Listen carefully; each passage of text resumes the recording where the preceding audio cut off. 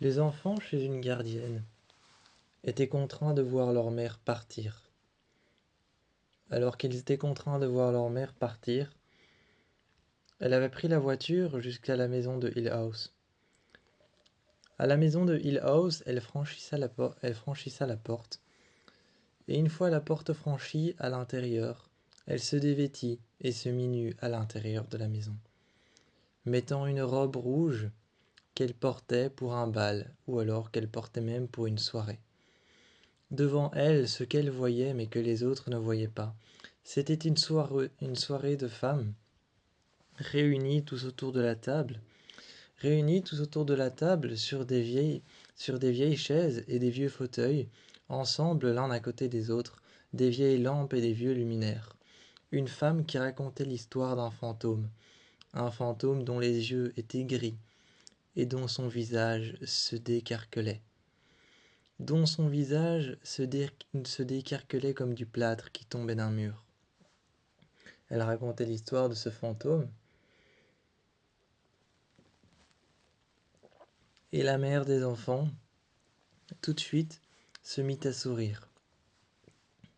Elle se mit à sourire et caressa son visage, écoutant la voix de la femme, écoutant la douce voix de la femme, elle se mit à caresser son visage.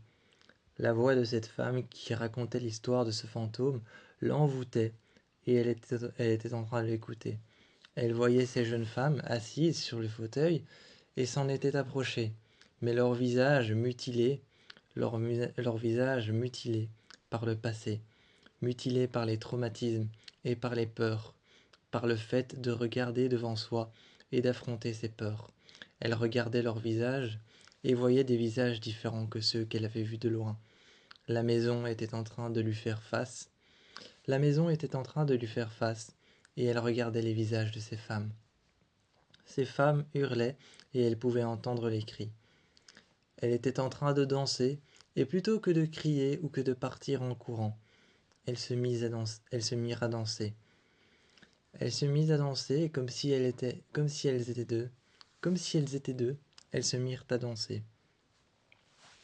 Elle prit la main de quelqu'un, mais dans le vide, et elles se mirent à danser toutes seules, au milieu de la pièce. Robe rouge sur les épaules, elle dansait au milieu de la pièce. Elle était en train de regarder la pièce du salon, et continua à danser, dans toute la maison. Des apparitions apparaissaient sur elle, sur son visage, et comprit peu à peu que ce fantôme, ce n'était pas un fantôme comme les autres. Ce n'était pas un fantôme de la maison de Hill House. Ce fantôme, c'était elle. Elle comprit que ce fantôme, c'était elle. Se vit dans le miroir et vit son visage complètement caché, complètement fracturé. Elle vit son visage fracturé comme de la porcelaine. Ensuite, dans un autre reflet, vit son visage effacé. Elle n'avait plus d'yeux. Elle n'avait plus d'yeux. Elle n'avait plus de bouche. Elle n'avait presque plus de joues, plus de fossettes, plus de pommettes, plus de nez, comme si son visage avait été gommé, effacé de la surface. En continuant à danser, en évitant les traumatismes, plutôt que de crier et de courir, les enfants l'ont rejoint et l'ont trouvé contre un mur. Ils l'ont trouvée contre un mur, en train de parler. Mais elle s'est levée, ses épaules craquaient, et elle s'est retournée vers les enfants.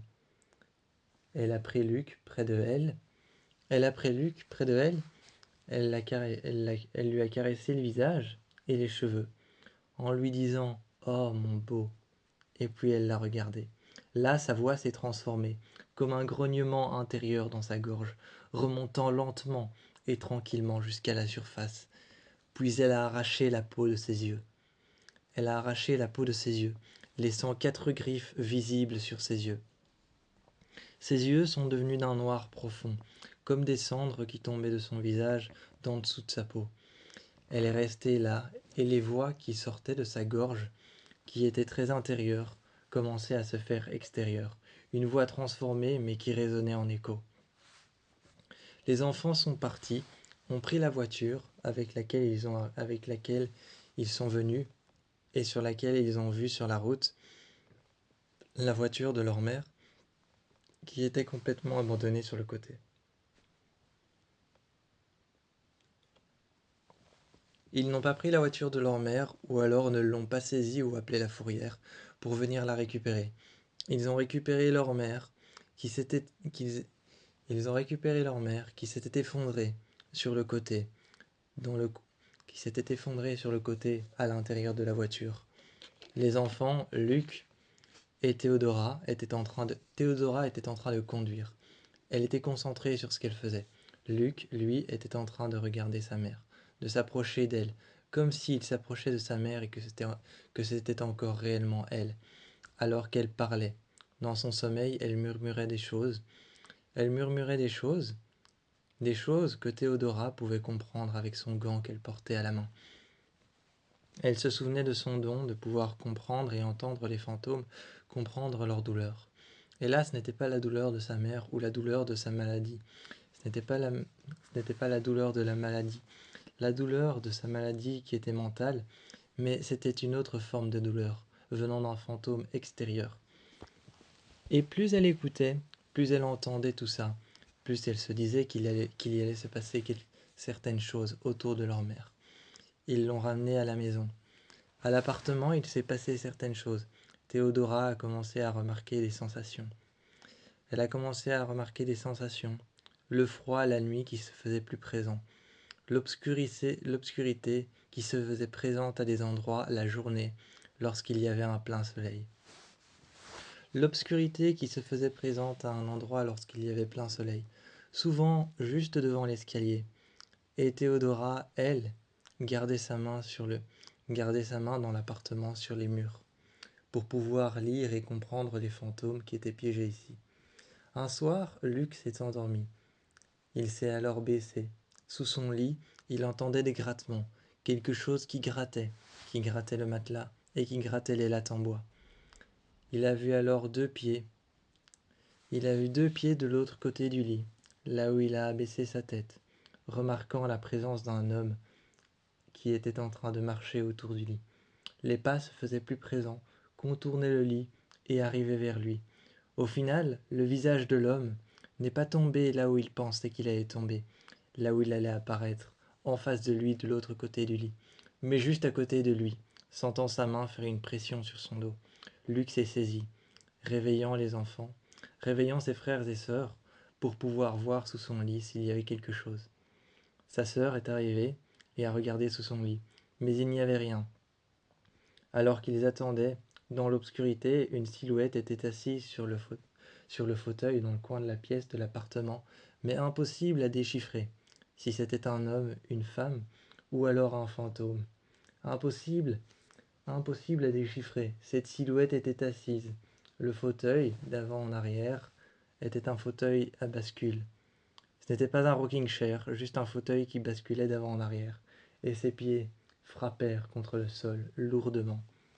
Les rideaux s'ouvraient et donnèrent une vue horrible sur des visages cassés, brisés, ou alors encore des reflets à travers la lumière, même la journée, où on pouvait apercevoir des silhouettes dissipées dans la lumière du soleil qui se reflétait dans les vitres, dans les vitraux de l'appartement, des lumières dissipées qui faisaient apparaître des fantômes.